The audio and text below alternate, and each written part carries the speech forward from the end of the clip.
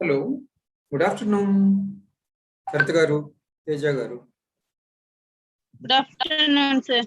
Namaste Andy. Today, Mr. Ramlinga is absent, so I will substitute him for today, right? Tomorrow also he may not come. Maybe next week he comes. Okay, sir. Okay. I want to do some 3 problems from the question paper of 2019. Is my whiteboard appearing? Is it visible? Is my whiteboard? Hello? Yes, I have sir, written visible, 2019. Okay. And my audio is also visible, audible, right? Yes, sir. Okay. Yeah. So I want to do 2 questions from this, 3 questions from this paper today. Right. The first question is very easy one. It says the following. It is actually a short answer question in this year. Prove that the class G, prove that the class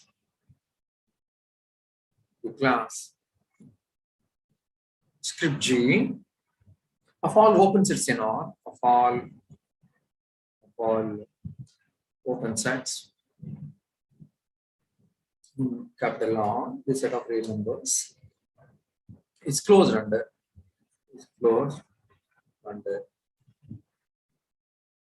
the formation of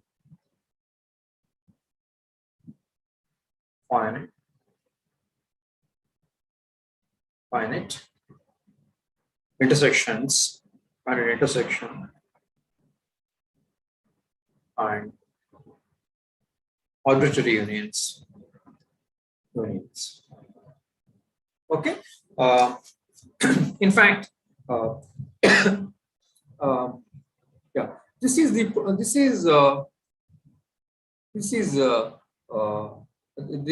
right. These 2 properties: closure under finite intersection. If you have a topology, then the first, right, for a topological space in your first year you have studied topological spaces. The first property is that the whole space and the empty set, they belong to tau. The second property is that if 2 sets A and B belong to tau, then A intersection B is also in tau.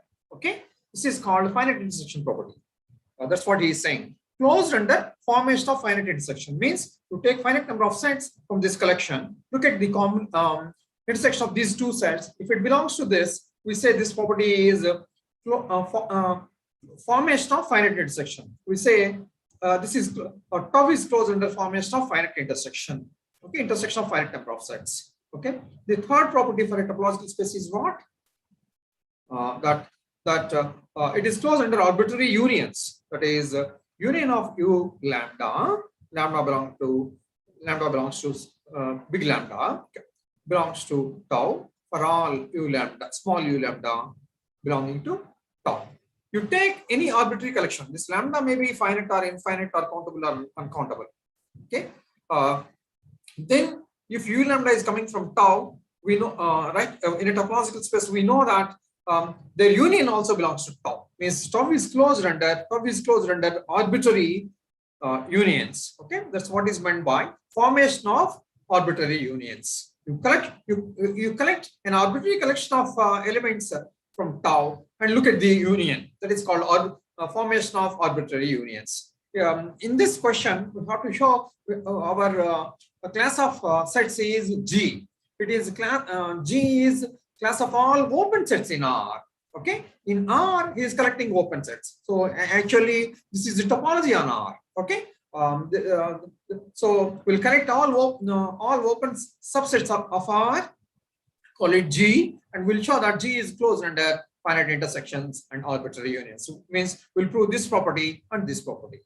Okay, that is what is asked in this question. So just to recollect you the definition of topology and then the connection between the definition of topology and this question, I have referred to the properties of topology. Okay, so to answer this question, we proceed like this. So what is this? G is defined as union of all open sets. So G contained in R such that G is open in R.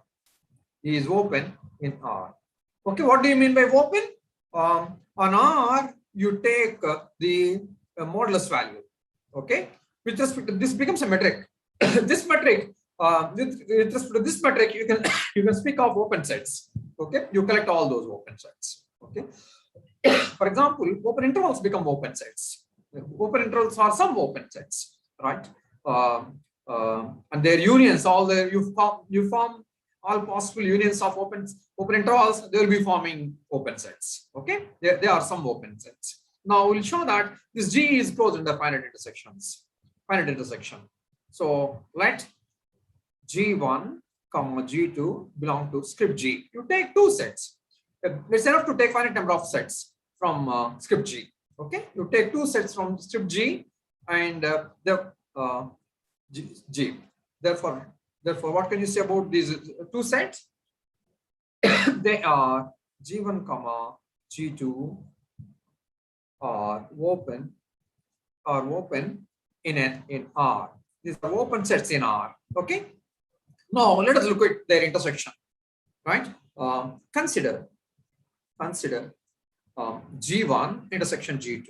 Okay, and we want to show that this is closed. This is open. Okay, claim G1 intersection G2 is open. Okay. We have to show that G1 intersection G. We have to show that G is closed under formation of finite intersections. Means their intersection. If you take any two entries from here, their intersection must also be present in script G. So I took two sets from script G. I call them G1, G2, and I'm looking at their intersection. I want to check whether this is true. Okay. So how to show a set is open? You take an arbitrary element in this. Let X belong to G1 intersection G2. Okay. Right. To show that this set is open, around every element of this set must be an interior point. Means around X, we should be able to find a small enough open interval, which is contained in G1 and G1 intersection G2. Okay, so that's that exhibits that X is an interior point. So I'm taking an X from this intersection. This means what? X belongs to G1. X belongs to G1 and X belongs to G2, isn't it? X belongs to both G1 and G2 because it is in the intersection. Now from here, G1 is open, right? What kind of a set is G1? G1 is open. Okay, G1, G2 both are open. So G1 is open. G1 is open and X belongs to G1. Implies what? There exists an epsilon, a delta. You can call it a delta 1. Okay. There exists a delta 1 greater than 0 such that X minus delta 1 comma X plus delta 1 is contained in G1. Okay, it's like this. On the number line, right, we are taking an X here. X belongs to G1. Around X, we are taking a delta neighborhood. We are taking a delta neighborhood. This radius is delta. So this becomes X minus delta 1 neighborhood. So you subtract delta 1 from X. So this endpoint is X minus delta 1. This endpoint is X plus delta 1. So and this open interval will be contained in G1 because your G1 is open. Okay. This happens because our G1 is open. Now again you take G2. You take G2. You take X G2 and G2 is also open. Like G1, G2 is open. Right? G2 is open in R. So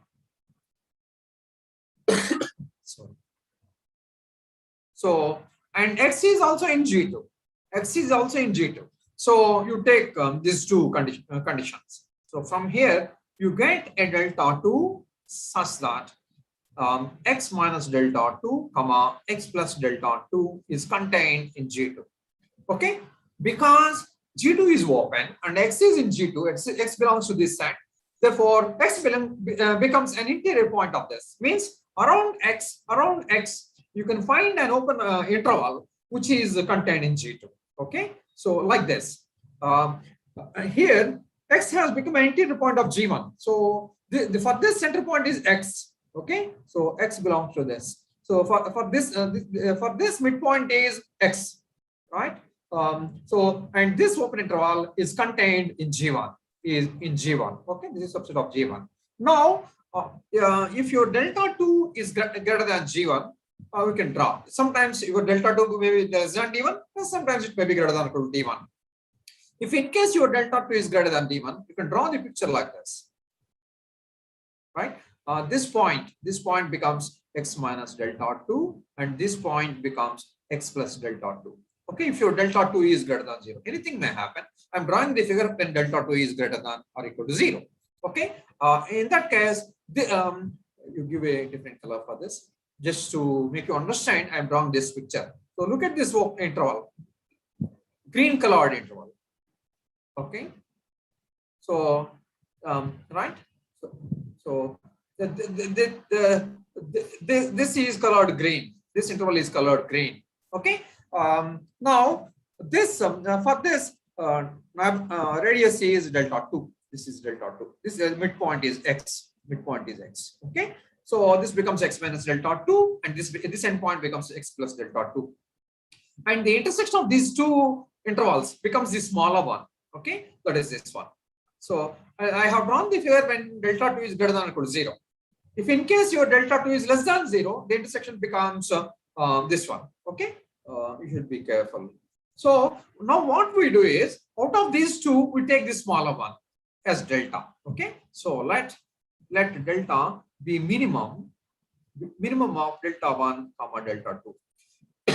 Out of these two, we take the smaller one as delta. Okay, because both of these are positive. The minimum is one of them. It also will be positive. Okay. Now what can you say? You see.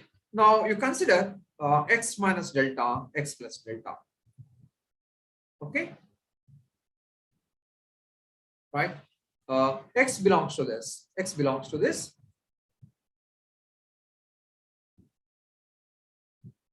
Right. And this is contained in G1, and this also is contained in G2. Agree? Why? Because your delta is less than or equal to D1. In fact, you can write like this. Let me write like this. This is right. Yeah. This is contained in X minus delta 1 comma X plus delta 1. Right, which is contained in G, because delta is less than or equal to delta 1. Okay, right?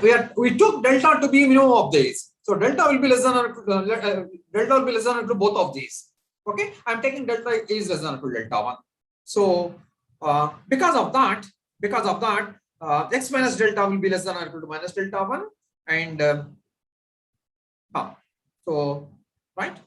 This is X minus delta 1. This is X minus delta 1. This is X plus delta 1, and this is X. So this is delta 1 and 1. Delta is smaller. This is delta. So this will be X minus delta. This is X plus delta. I'm drawing the figure when delta is smaller than delta 1. Okay. So this happens. So also we have this open interval. This open interval is how can we write this? See, now this is G1, right? See, where is this? This open interval is subset of G1, so it is contained in G1. Similarly, X belongs to X minus delta comma X plus delta, right? Whatever you have done for delta 1, you can also do for delta 2. Right? Because why? Because this is contained delta 2. Since your delta is less than or equal to delta 2 also. Okay? Our delta is less than or equal to delta 2 also. It is less than or equal to delta 1. It is also less than or equal to delta 2. So whatever you have done for delta 1, you can also do for delta 2. And where is this? This is this is a subset of G2. That's what I wrote. This is subset of G2. Okay. So this figure is, yeah, this figure is when delta, yeah, of course, this figure is true. Now, this interval is present in G1. It also is present in G2. Okay, this is common. This interval is same as this. These two need not be same, but these two are same. Therefore, x belongs to x minus delta, comma x plus delta, which is contained in G1 intersection G2. Okay, so x belongs to this. It is the midpoint of this open interval, and this open interval is present in both G1 and G2. Therefore, it will be present. It will be subset of G1 intersection G2. So we started with an element, arbitrary element x in this intersection G1 intersection G2, and we are able to obtain an open neighborhood around x, which is this open interval is subset of G1 and G1 intersection G2. Therefore, x is an interior point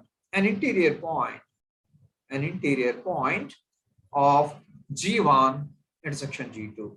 Okay. So we took an arbitrary point in x in G1 intersection G2, called it x, and we are able to show that it is an interior point. Therefore, G1 intersection G2 is an open set. Okay, right? Means G is closed under finite intersection. Okay. I took finite number of sets, 2 sets from script G, and their intersection is present in script G. Therefore, this is closed. This is closed under formation of finite intersections. Okay. Now we have to prove the second part. Okay. That is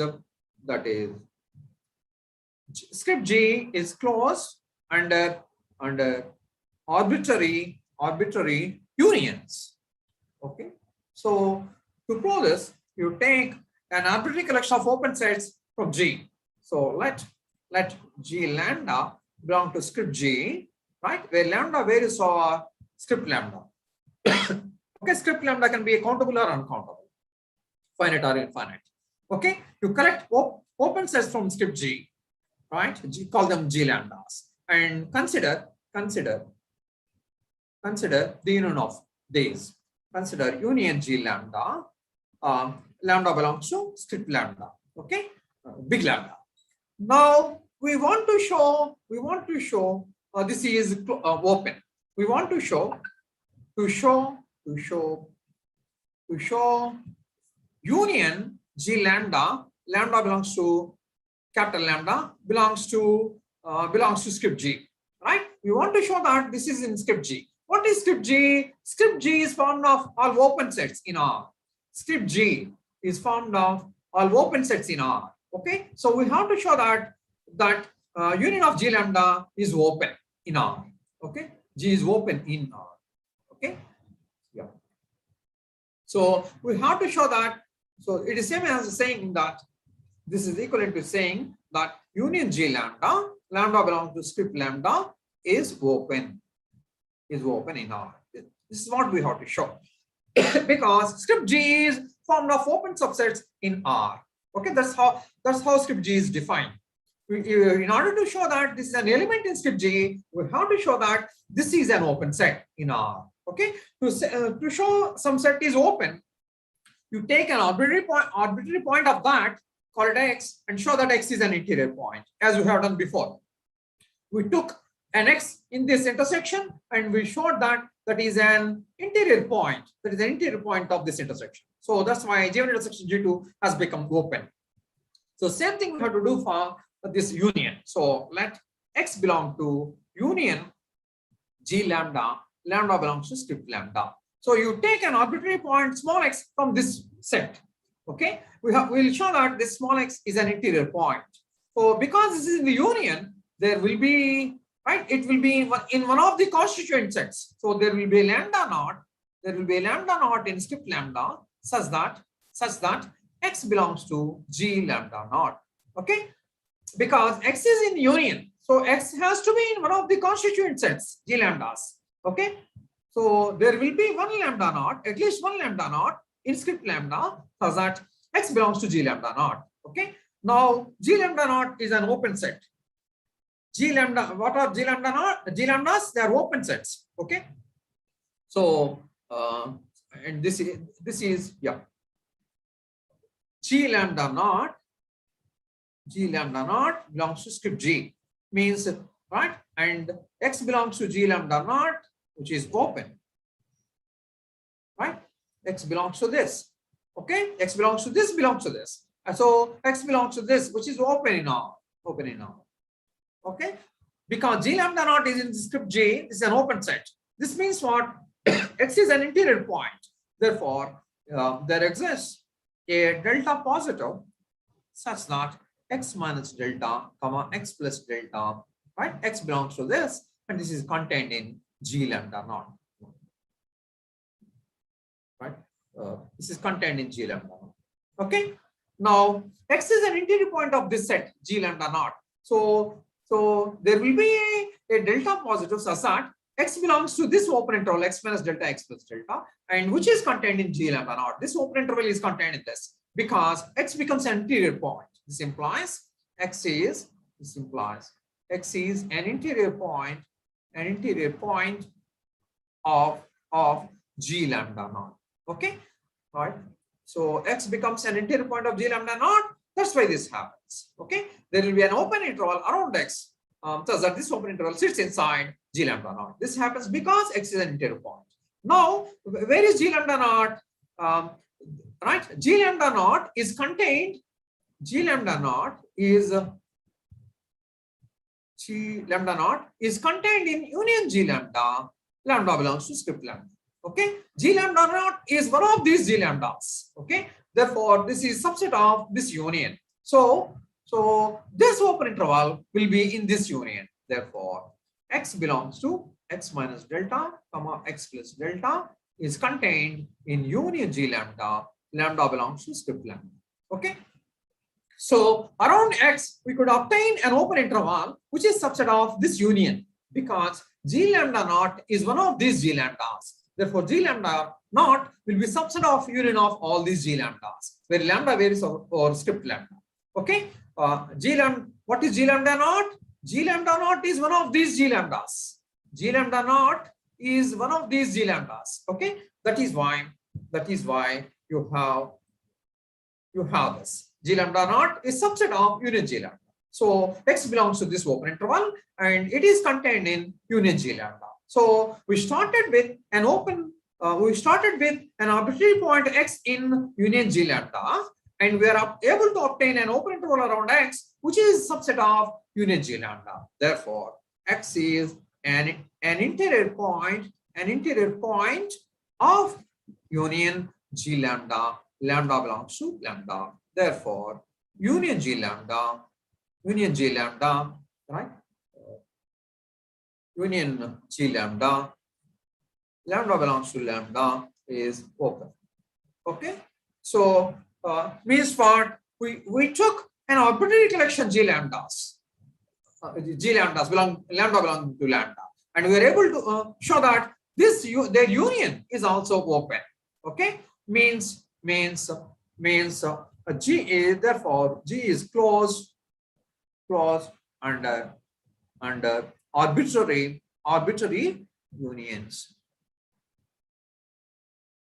unions. Okay. So we took an arbitrary collection of G lambdas. Okay, and we consider their union. That also is open. G is formed of all open sets in R, and this union is also open. Therefore, right, this union also has been open. Therefore, G is closed under arbitrary unions. So that's how we showed that G is closed under formation of finite unions, finite intersections, and arbitrary unions. Okay, this is how you have to do. Right. The next question I want to do is question number 12. Okay, I'll come to Cantor set later. We'll go to a big question. That is this one. Yeah, that is this. This is the long answer question. prove that through the class script m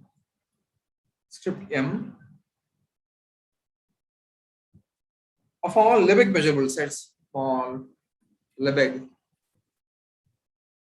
measurable sets.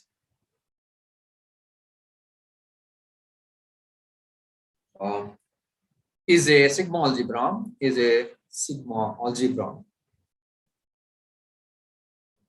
containing all subsets,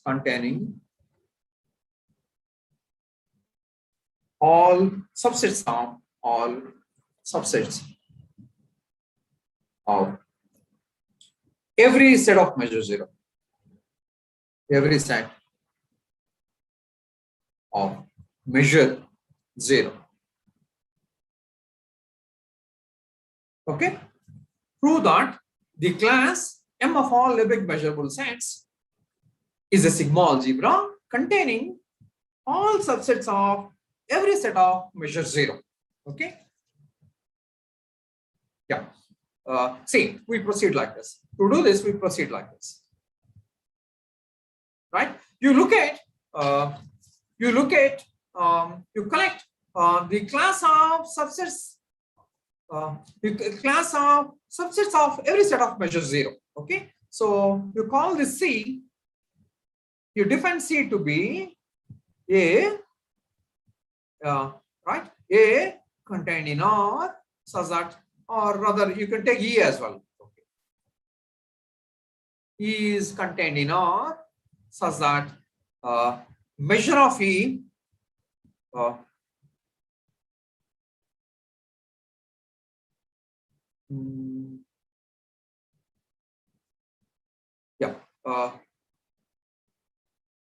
what it says? Subsets of every set of measure 0. E is contained in some E1 for some right? Right? For some measurable set E1 with measure of E1 equal to 0. Okay. You collect you collect all measurable subsets whose measures are 0, and for them you collect subsets. Okay. You collect all set. You collect E1 whose measure is 0. Then you collect its subsets. Okay. And E is a subset of a set of measure 0. So you collect all possible sets E1s whose measures are 0s. For all of them, you collect all subsets, and you collect all subsets such is, and say is collection of all those subsets. Okay. Now, and given any collection of sets, there will be a sigma algebra containing this one. Right? Given any collection of subsets, there will be a sigma algebra containing this. Okay.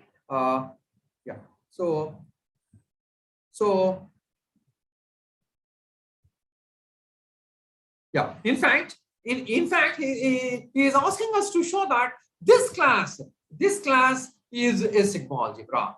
Okay. So to show C is a sigma algebra. What is sigma algebra?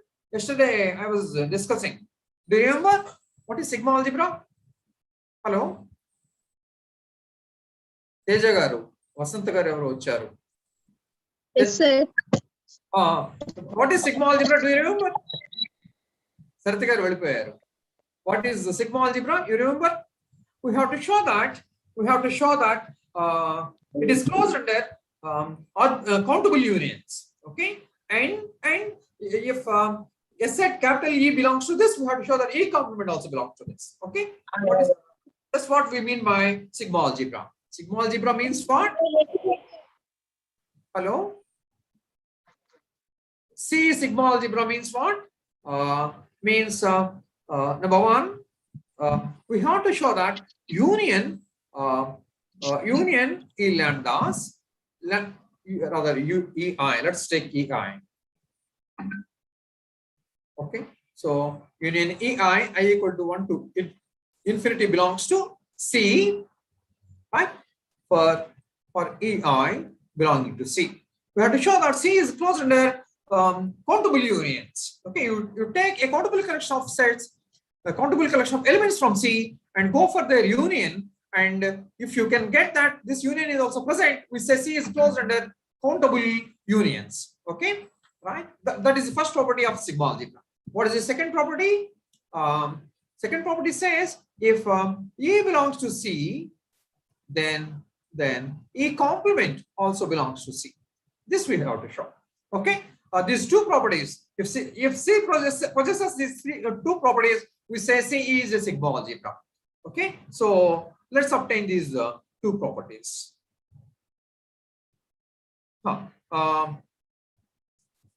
Right.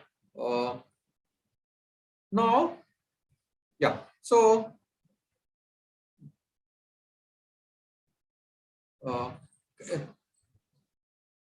Yeah. How can we? This is long one. This we can obtain. Before that, let me look at your textbook. This is actually a theorem in your second unit. Okay, that is theorem 6. This is theorem 6. This question is theorem 6, right? This is theorem 6. This is theorem 6. Theorem 6 in the unit 2. In unit 2, this is theorem 6. Okay, this I want to do. This is theorem 6 in.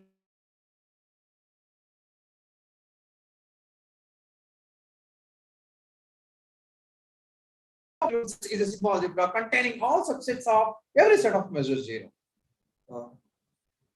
Prove that the class M of all. 1 minute. The class M of all. No. We have to show.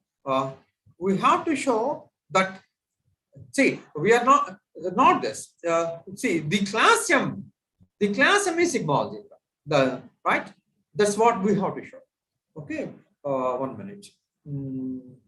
The class M of all measurable sets is a sigma algebra containing this. Okay, so this is C. So what we are asked to show? We are asked to show that that M containing C. Here comes M contains C is sigma algebra. That's what we have to show. We have to show that M is a sigma algebra. Okay, not this. So let us take these EIs in M. I'm sorry. You take EIs in M. Okay. So this we want. Yeah, in script M. Right. You take.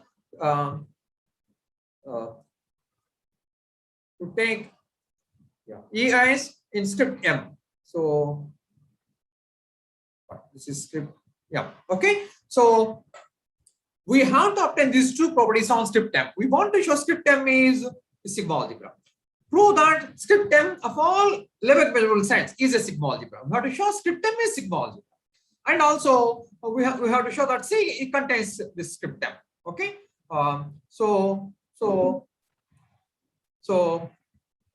Yeah. So if you start with a measurable set E1 with measure of E1 equal to 0 and go for E contained in E1, and then let us show with what can we conclude? See, okay, claim let E belong to script C. Okay, I'm taking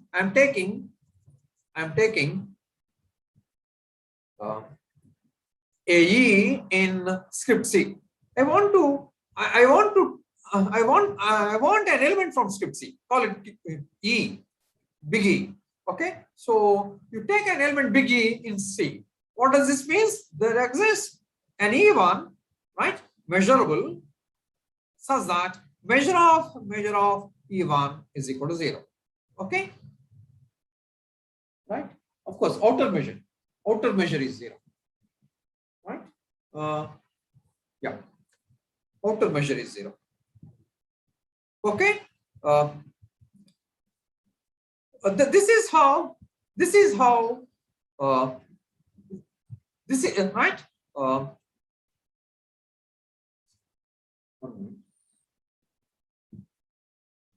uh, uh, so there exists a E1 with measure of E1 equal to 0. Outer measure, of course. We speak about outer measure only here. It is outer measure is 0. Okay. So you have the existence of E1 in script M such that its outer measure is 0. So now, what is the connection between E and E1? E is and E is contained in E1, right? This E is a subset of E1. This E is a subset of E1. Okay, so you have this. So outer measure can be applied on this. So this implies outer measure of E is less than or equal to the outer measure of E1. Okay, it is a kind of increasing function. Outer measure is an increasing function. If E is contained in E1, outer measure of this will be less than outer measure of this. Okay, this is one of the properties of outer measure. Look, now this value is 0, and outer measure is always non-negative. Therefore, this implies that the outer measure of E1, E is 0. Okay, the outer measure of E also becomes 0, right? Okay, and yeah, right, and once outer measure is 0, this implies E belongs to script M. Okay, you have another theorem 5. Okay, by one of the theorems, if outer measure is 0, E will be measurable set. What do you mean by measurable set? A set is measurable. A set E contained in R. When do you say set E is measurable? When do you say E contained in R is measurable? Is Lebesgue measurable? Right? If and only if for every A contained in R, the outer measure of A must be equal to the outer measure of A intersection E plus the outer measure of A intersection E complement. Okay? A set E contained in R is Lebesgue measurable if and only if for every subset A contained in R, the outer measure of A must be equal to the outer measure of this set intersection this plus the outer measure of this set and its complement. Okay, if this is true for each and every A contained in R, then we say E is measurable set. Okay, so that's this is the definition of Lebesgue measurable set. Right now, from here you obtain that E is Lebesgue measurable. Okay, now yeah, so we showed that the C is contained in M. Okay, so yeah, so from here you're obtaining that you took an element E in C and you're able to show that it is in M. Therefore, your C will be subset of M. Therefore, right? If you give a number for this, you call this one implies C is contained in script M. Okay, so the set of measurable sets, the class of measurable sets contains C. Okay, and next we'll show that yeah, if E is measurable, if E belongs to script M, then E complement also belongs to script M. Okay, you look at this. If E is a measurable set, E belongs to script M means E is a Lebesgue measurable set, means it satisfies this. Okay, you call this 2. So if E belongs to this, 2 is satisfied, you get 2, and 2 is same as 2 can be rewritten as the measure of A, the outer measure of A is equal to outer measure of A intersection. E can be written as E complement, double complement, right? Plus outer measure of A intersection E. Okay. E complement. Yeah. And I'm writing A, I'm writing E as E complement complement. Okay. The double complement of set is that set itself. So that's what I wrote. E is I have written E as E complement complement. Okay. And this comes as it is. Now you compare this expression with this expression. So in place of E complement, you have this. No. If you have E complement, then you have E complement. If you have E here, then you have E complement here. And in place of E, you take E complement and its complement comes here. Okay. So here, this expression is same as this with one change. E replaced by its complement. So first, for this, you take this. And in the second term, you have to replace, you get the term here by taking the complement of this. It in fact is.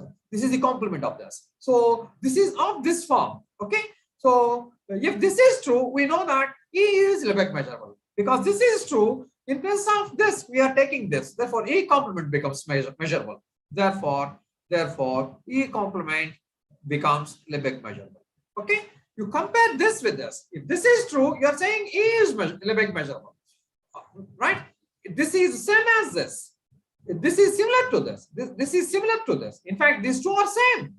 Only thing is that E is rewritten as E double complement. Okay. So in place of this term, you are taking in place of this term, you are taking this. So in place of this, you have to take this. Okay. So replace E by E complement, then this becomes this one. Okay, that is why because E belongs to Lebesgue measurable, this E complement will be belonging to Lebesgue measurable sets. Okay, so that's how if E is measurable, then E complement is also measurable. See, you have to observe one thing. Whatever is true, right? This expression is formed of two terms. If you have A intersection is set here, in the other set, in the other term, you must have A intersection the complement of that. Okay, so and this term is also formed like that. If you have some t here, if you have some t here, here comes a t complement. Okay, so if you complement this this second constituent set, you get this set here. So that change you have to observe.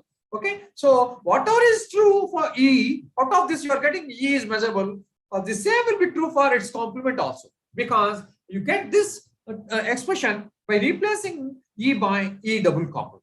Okay, so whatever will be true for E, it also will be true for E complement. Okay, that's how you have, if E is Lebesgue measurable, E complement is also Lebesgue measurable. Okay, right. Now this is so what do you have? Therefore E belongs to script lambda implies this E complement belongs to script lambda. Okay, this is the second property. This in fact is the second property, the definition of sigma algebra. Right? This is the second property in the definition of sigma algebra. If E is Lebesgue measurable, we have to show E complement is Lebesgue measurable. That's what we did. That's what we could show. Okay, so we proved the second property. Now we have to prove the first property. We have to take an arbitrary collection of EI. We have to take a countable collection of EIs from script M, and we have to show that script M contains the union. Okay, so let us take this. So yeah, let EI belong to script M for I equal to 1, 2, 3, and so on. You take a countable collection of elements from script M. Okay, consider union EI equal to 1 to n, 1 to infinity. Yeah, not n. You take the union of all these sets. Okay. Now we'll show that claim union EI equal to 1 to infinity belongs to script M. Okay. We'll show that this is in script M. So we proceed like this. This is a bit long one, but you should be careful. This involves set theoretic arguments. Okay. Yeah. Let us start. We have even is measurable. You take I equal to 1. Even is measurable. E1 E1 is measurable, is Lebesgue measurable. What does this mean? E1 is measurable means E1 is measurable. That's measurable. Okay, that means what? The outer measure of A is equal to measure of A intersection E1 plus measure of the outer measure of A intersection. What comes here? Can you tell me? Right? Can you tell me? Teja Garu, Sartha Garu. Who is this? Sasha. Even complement, sir. Yes, yes. You tell me. Here comes even Even complement. Right? complement. Right, very good, very good. Okay, so because even is measurable, this comes from the definition of measurability, Lebesgue measurability. Okay, and then again the measurability of E2. Yeah, and E2 is measurable. E take equal to E2 is measurable. So what do you get? Did Ramalingam prove this? Did Ramalingam do this theorem? Hello? No, sir. Okay, okay. E2 is measurable, and E2 is measurable by assumption. And look at this: A intersection E1 complement is contained in R. How? See, these are all subsets of R. A is subset of R. A is subset of any subset of R. E1 is subset of R. So E1 complement is also a subset of R. Their intersection is subset of R. These are all the subsets of R. So this is contained in R. Okay. Now apply. Yep. You look at the outer measure of this. Outer measure of A intersection E1. No, I should take A. Right. This is A intersection E1 complement. Right. This will be equal to, yeah. Now in place of A, you take this. Right. In place of A, you take this. So what happens? Take the measurability of E2. Then what do you get? The outer measure of A intersection E1 complement intersection E1. Here I should take E2. I'm sorry. E2. Is it? 1 minute. No, E1 only. This is E1. Right? First you take this set intersection here because E2 is measurable, E2 comes here. Like this. In place of A, I am taking this. And in place of E1, I am taking E2. So plus the outer measure of, right? This comes. A intersection E1 complement intersection. The complement of this comes. Agree? So in place of big A, you take A intersection E1 complement. The outer measure of this will be, because E2 is measurable, right? In place of A, you are taking this. Okay? In place of A, you are taking this. So A comes as it is, means this comes as it is, and intersection what comes here? This expression has come because E1 is measurable. Now I am applying that E2 is measurable. Therefore, in place of E1 comes E2. Okay? Plus the outer measure of, in place of A, you are taking this. So write that A intersection E1 complement intersection, the complement of this comes E2 complement. Okay? So this you must observe. Next, we apply this. Now using the measurability of E3. Yeah. Now E3 belongs to this is Lebesgue measurable sets, and the fact that that A intersection E1 complement intersection E2 complement is contained in R. So, right? We get the outer measure of A intersection E1 complement intersection E2 complement is equal to C. See here first E1 is measurable, so we got these two sets. Now you take this latter set, not this former one, this latter set. You take the second set. Okay, on that in place of A you take that.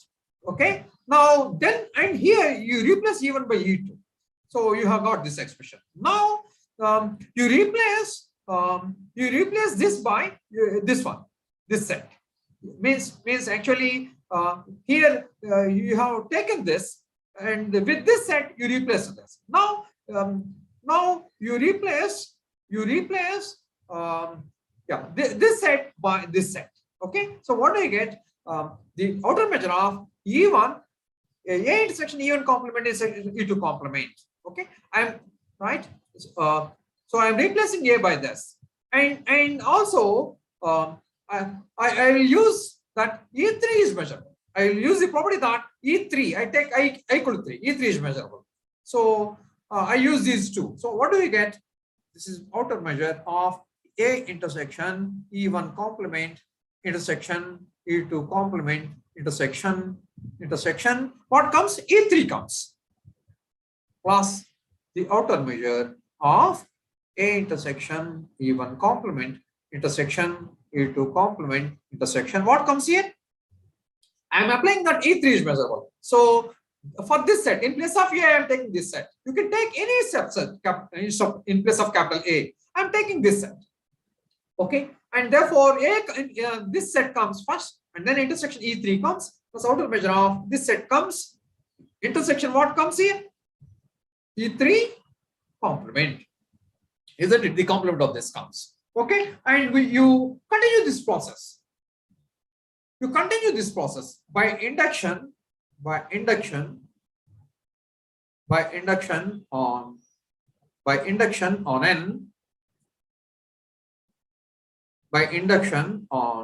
n. Okay, we get by induction on n we get the outer measure of A is equal to now outer measure of A is equal to this plus this, and for this you will be writing this, and for this you will be writing this, and this you keep on doing. So what do you have? Is a measure of A intersection E1 plus measure of A intersection E1 complement. For this you can write this. Okay, that is measure of A intersection E1 complement intersection E2. That is measure of A intersection E1 complement intersection E2, and for this second one, right? For this one we'll write this one. Okay, that is measure of outer measure of A intersection E1 complement intersection E2 complement intersection E3, and for this you will write the next term. The next term comes this intersection E4 plus outer measure of this intersection E4 complement. You keep on doing this. So ultimately, the final term you will apply it in n times, right? We apply it n times. You will go for En, right? En tilde up to En tilde. So we get this outer measure of A intersection E1 complement intersection E2 complement intersection and so on, intersection En minus 1 complement intersection En. Okay, plus outer measure of A intersection E1 complement intersection E2 complement intersection, right? Intersection En complement. You should be careful. There are so many printing mistakes. I don't know how it is in your present edition. This is older edition. I am taking the help of older edition. In that there are so many printing mistakes. Okay, so the final term will be A intersection E1 complement intersection E2 complement. Okay, right? And this and then up to En minus 1 complement, and then comes after E2 complement has come E3. So after this comes En, right? This is after the nth iteration plus outer measure of this one, the first n terms, that is A intersection E1 complement intersection up to En minus 1 complement intersection. This will be replaced by En complement. Okay, so yeah. Now what we do is we give symbols for this. We call this first set Bn, and the second set this set is called Cn. Okay, so define define Bn is equal to A intersection E1 complement intersection E2 complement intersection up to En minus 1 complement intersection En. This you right, and then you call Cn is equal to E1 complement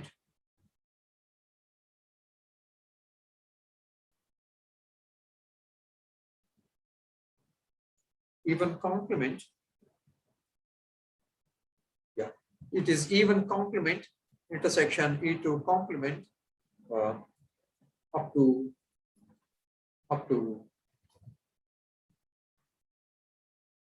En minus 1 complement and then intersection En complement. Okay, right? This you define. Yeah, you define Bn to be this one. You call this Bn, and then A intersection the remaining part. You call the remaining part to the right of A as that is even complementary intersection E2 complement to En complement as Cn. Okay, that is defined as Cn. Okay, then we find that means we are giving symbols. We are giving symbols for this. We are giving special names for these two sets. Okay, after A. Okay, so what do we get? So outer measure of A will be measure of outer measure of A intersection E1 plus this becomes right here you'll see.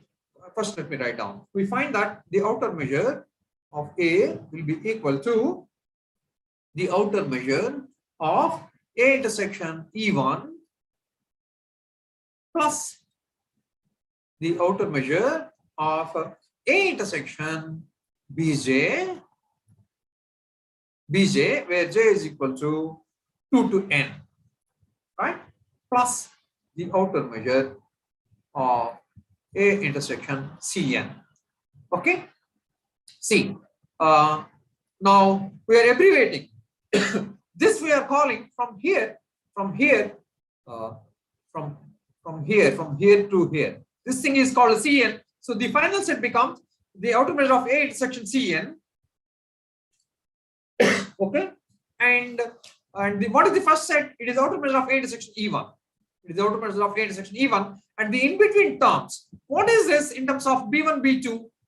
If this is Bn, if this is Bn, you have, if you take E1, if you take n equal to 2, what happens? If you take n equal to 2, if you take n equal to 2, this will be E2. This will be E2. This becomes even complement. So this is nothing but B2. This is B2. Okay. So that's how measure of A intersection B2 has come. And then what is the next term? What is this term? This is B3. You take n equal to 3. This is E3 has come. E2 at 3 minus 1 E2 complement. Before that comes even complement. Okay. And intersection A. So this is nothing but is B3. So and here comes dots. Right? In between there are so many terms. So you have outer measure of A intersection B2 plus outer measure of A intersection B3 plus and so on. Outer measure of A intersection Bn. Final term is A intersection Bn. Okay. This is outer measure of A intersection Bn. This is named. This whole thing is named B. There is a printing mistake. Okay. What is that?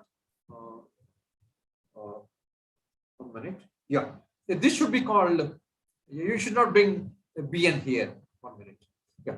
Here you should not bring Bn. Please correct it. Yeah. Now it's okay. Here you should not bring A. Okay. Then it's okay. Here you should not bring A. Okay. So what happens? Right? Yeah. This is A. This is B2. From here to here. From here to here. This is B2. Okay. This is B3. So you are not bringing A term, capital A, into the definition of Bn. Okay. So this is A intersection Bn. From here to here, it is Bn. From here to here, it is Bn. Okay. So this Bn, there is a printing mistake. No, I took wrongly. Okay. Now, so that's how these terms, second to the penultimate terms, last but one terms, right, will be what? A intersection B1, A intersection B2, up to A intersection Bn. Okay. So they are clubbed in this. They are written in this. Plus the final term. Plus the final term. Okay, it is A intersection Cn, outer measure of A intersection Cn. Okay, you get this. Now, since A complement is equal to intersection E n complement, where n equal to 1 to infinity. Okay, now which is contained in intersection is a complement where j is equal to 1 to n, which contains no, it is contained in only. Sorry, it is contained in j equal to 1 to n, right? Which is equal to Cn. Okay, implies A intersection E complement is contained in A intersection Cn. Okay, how? Let us see. Yeah, E complement is equal to this intersection. Why? What is E? Right? Yeah. 1 minute. Yeah. He is calling this countable union as E. He's calling this countable union as E. Okay. Right. He is naming this countable union as E. Okay. He is calling this countable union as E. Okay. And therefore, E complement will be intersection EI complement by De Morgan's laws. If E is this countable union, E complement will be intersection EI complement. Okay, that's how you have this. E complement is intersection EI complement. I equal to 1 to infinity. Suffix does not matter. It varies from 1 to infinity. Okay, and this will be the right. J equal to 1 to n, E1 complement, E2 complement, up to En complement. You can replace n by okay. Yeah, you can replace n by some other element, I. Right? So you can use any suffix because these are countable. Right? This suffix can be any, this symbol can be anything. So see, the n is a natural number. 1, 2, 3 up to n. N is a natural number.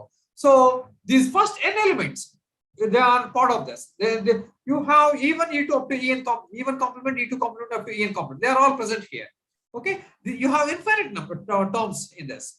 So and we know that A intersection B is contained in B because of this. Similarly, A intersection B intersection C is contained in A intersection B.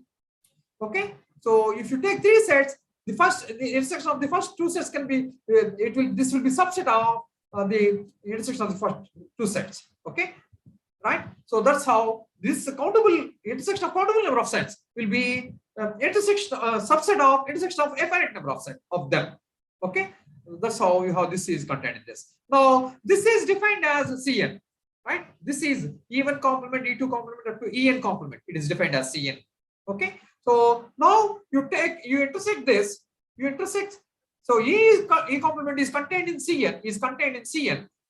You intersect this with capital A. So A intersection this is contained in A intersection Cn. A intersection E complement is contained in A intersection Cn. That's how you have this. Okay. Now let me erase this. Yeah. Now since the inequality 1 holds for each, and it follows that. Yeah. Now he's writing this. The outer measure of A is greater than or equal to the outer measure of A intersection E1, right? Plus the outer measure of A intersection Bj, where j is equal to n, plus the outer measure of A intersection E complement. Okay. Now you have equality. So the outer measure of A is greater than or equal to this, and it is also less than or equal to this. So from here, you have outer measure of A is greater than or equal to this plus and this term. This term is replaced by this one. The outer measure of this will be less than or equal to the outer measure of this. So the outer measure of this will be greater than or equal to this. Okay, that's what has come here. Okay. Now after this we observe one thing. we observe one thing.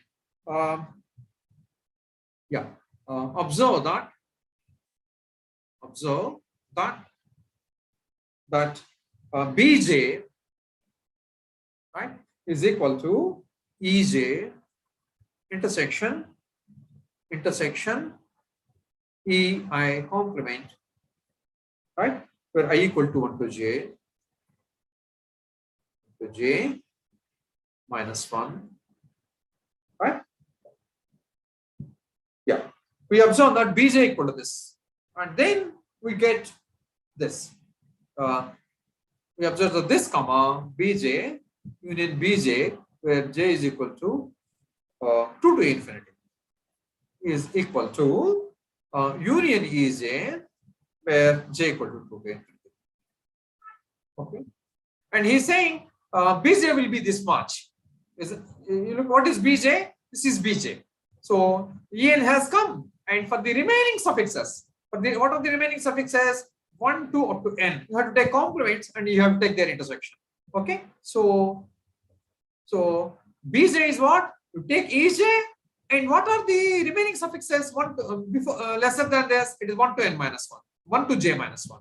You take the complements of the corresponding agent, Ei's. You take E1 complement and then E2 complement up to Ej minus complement. Take their intersection. So Bj is this. Okay. Now you can show that union of these Bj's is equal to union of Ej's. This you can prove. Okay. Right. This you can see leisurely.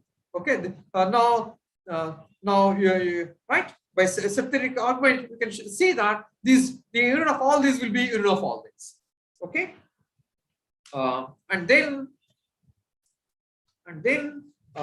you will apply this one.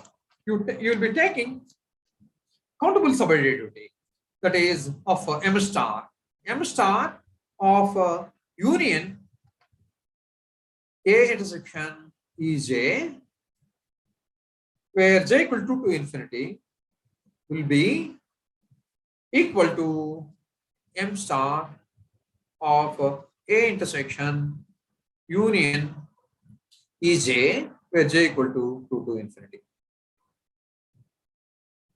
Okay, right? You see, these are De Morgan's laws. You can bring this union, if you consider this union A intersection Ej, where j equal to 2 to infinity. Okay, you can bring this union inside by De Morgan's laws. That's what we are doing. Okay, now this will be equal to, this is equal to the outer measure of A intersection union Bj, where j equal to 2 to infinity. Okay, and right, because of this union can be replaced by this. Okay, now this is equal to, now you take this out. So this will be the outer measure of union j equal to 2 to infinity of A intersection Bj. Okay, De Morgan's laws. You take this out, so it is A intersection Bj. Okay, now by triangle inequality,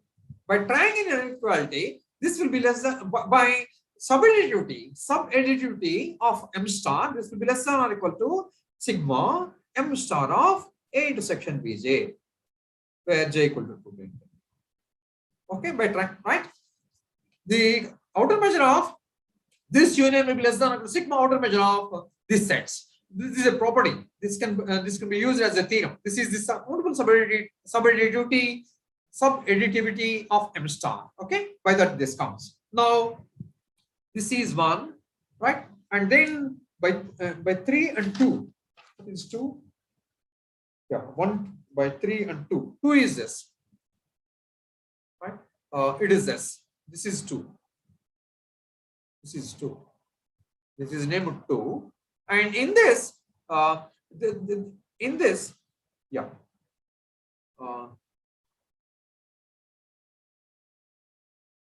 What is true? Yeah, here comes infinity. Why this will be infinity? Outer measure of A. Why this will be infinity?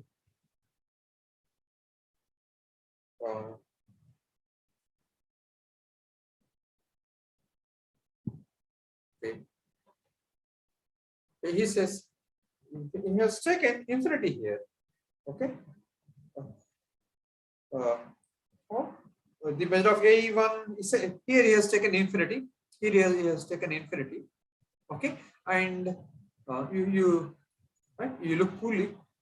Yeah, right. We have got n, but he is replacing n by infinity. So, right. So, if we can do that, then what happens? Right. You have infinity here, and then what are these terms? Sigma m star of union A intersection Ej.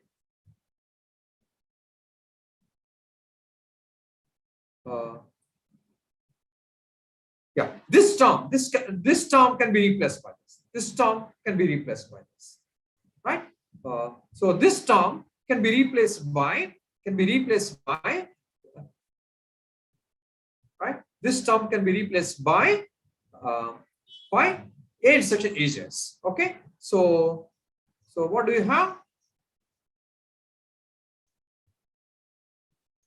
Right. So we obtain this. So the outer measure of A will be greater than or equal to the outer measure of A intersection E1 plus the outer measure of union A intersection Ej, where j equal to 2 to infinity, plus the outer measure of A intersection E1 E tilde. Okay. Right. Here he is replacing this by this one, outer measure of union intersection Ej.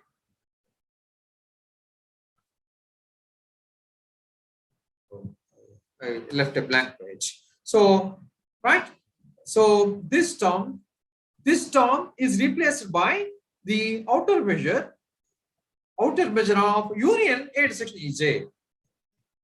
Right. And what are the other two terms?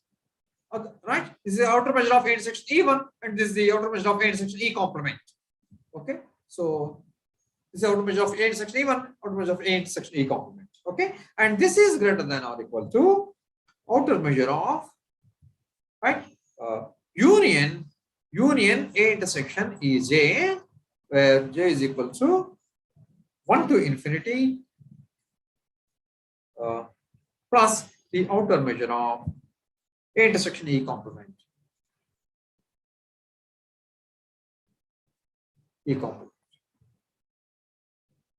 Okay.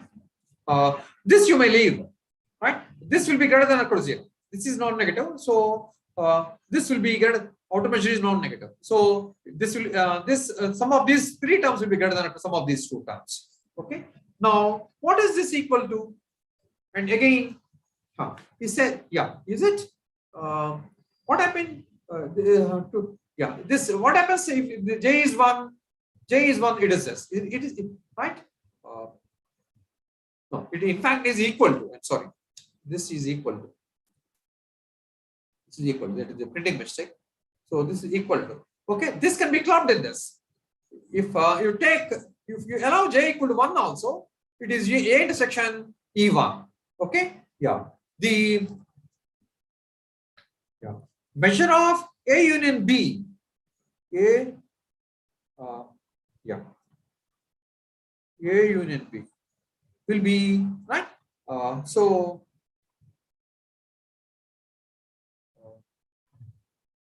Right.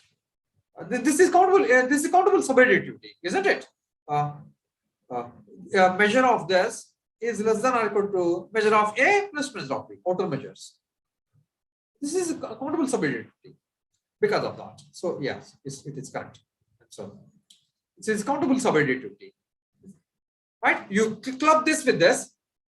Now, so by countable subadditivity, right? This will be this will be greater than or equal to this. Okay, right? You think coolly, right? And then yeah. No. So you have this. What is this equal to? This you may talk, understand coolly, and then this is equal to what? This is the outer measure of. This is the outer measure of A intersection E plus the outer measure of A intersection A complement. Is it right? Yeah. What is E? You can bring this inside. You can bring this inside. Union EJs where J could not be infinity. That is abbreviated as E. So this is equal to this. Okay, right? This you may sort out coolly. So that's how you have outer measure of A is less than greater than or equal to this, right? Therefore, so because of this, your E will be Lebesgue measurable. What is E? It is countable union of EJs. The countable union of EJs with J equal to 1 to infinity. So this will be measurable. Means your M is closed under countable unions. Therefore, previously we also showed that M is closed under complements. Therefore, the M will be a sigma algebra. Is a sigma algebra. Okay. This is all you have to do. You have to practice. Right. There are one or two points. Right here you have to think coolly, and the other point is here. I replaced right finiteness n by infinity. That also you have to think coolly. Okay. So, but for those 2 points, I explained everything else. Okay. You look at those points coolly, right? And then, so what we have done is that we looked at the class of subsets of R, which are subsets of Lebesgue measurable sets of measure 0. Okay, we collected all subsets of every set of measures. Okay, and then we showed that the class M of all Lebesgue measurable sets containing this is a sigma algebra. Okay, means we showed that these are Lebesgue measurable sets.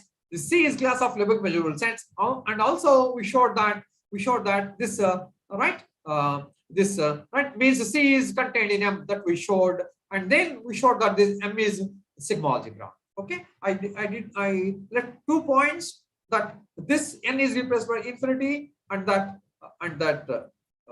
this one. This is inequality. You please sort out those 2 points. Okay, but for the remaining, I did everything. So you need practice in exam to do this. See, I took about an hour. I did not practice well, and I was trying also. I was trying to help you. So in exam, if you have to do this to get speed, you have to practice. That is the only way. Okay, you have to practice. That only helps you. Okay. Anything else? Teja garu, Sanjay garu. Okay. Here I want to stop. Okay. Right. Are you able to understand me, or am I boring you? Am I disturbing you? No, sir. Okay. But this is the only way to do. Measure theory. Okay. You have to be very careful with set theory. Okay. And then outer measures will be applied on sets. So you have to practice. That is the only way, right? Okay. So I stop here. Tomorrow we'll meet. Okay. Tomorrow we will meet, and I will try to explain a couple of more questions from previous exams. Okay. And Mr. Ramalinga turns up on Monday, right? Okay. Till then, I'll be bothering you. Okay. So I'll stop here. Okay, sir. Can I stop here? Okay, sir. Okay, right. Goodbye.